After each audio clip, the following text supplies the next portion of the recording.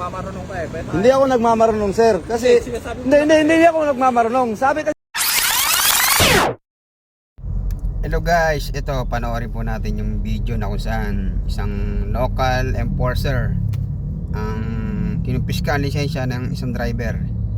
Ayan po, may pinabasa po siyang memorandum circular na kung saan pwede silang mag-confiscate, manikit nga po.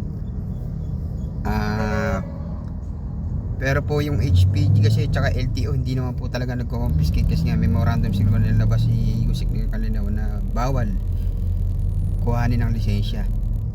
Napagtaka naman bakit yung LGU na nagagawa pa rin itong ganito na confiscate yung lisensya kahit na alam naman nila na bawal at meron ng policy na talagang no confiscation of license.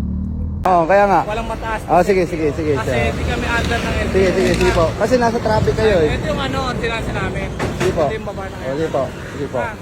Basahin mo ng maayos. Tagalugin mo. Para at least yan mo. Nagmamarunong ka eh. Hindi ako nagmamarunong, sir. Kasi hindi ako nagmamarunong. Sabi kasi ng LTO, bawal na kumpiskahin ng lisensya kung hindi kayo deputized agent. Local kasi kami. Hindi kayo deputized agent. Local, ibig sabihin local. Oo, kaya nga, deputized agent pa kayo, hindi. Ha? Kasi hindi ko ibibigay Ito yung. nga oh. Hindi, kaya nga. Para siya sako. Deputized agent ba kayo ng LTO para kumpiskahin yung Oo, lisensya? bakit? Sabi mo upo. Sinabi mo, deputized agent ka. Ito, basahin mo. Sige. Kontinansa namin. Sige po. Ayan po, nakasaad naman po sa memorandum circular ng LTO na bawal ang magkumpiska ng lisensya. Ayan, ito, basahin natin. Who can confiscate and while local governments, ayan, pwede po sila mag-issue ng ticket. But only LTO and their authorized / deputized agents are allowed to technically confiscate license. Ano po exception? For example, may aksidente pong nangyari o malakihan. For example po, yung driver po ay involved sa isang traffic accident or nakapag-accumulate po siya ng 3 or more violations. Ayan po, that's the time na pwede po natin confiscatein yung lisensya.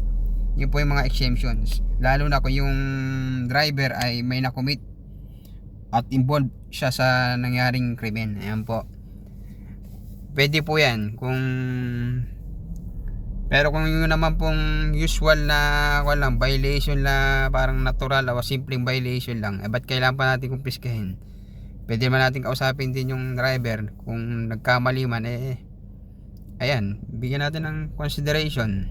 Pero kung talagang mabigat ang pagkakamali at nakaperwisyo ng ibang tao, ayan, that's the time na pwede nating i-repair sa LTO pero hindi po tayo magko-confiscate. Bibigay ko lisensya nito kasi sabi niyo po daw, deputized agent po daw siya, pero ano lang naman sila dito. Pero papatikit mo ako kasi kung nagkamali man ako kasi base sa research lang din ako sa Google kasi hindi naman talaga ako swito dito sa sa Cavite kasi bago lang din naman ako dito.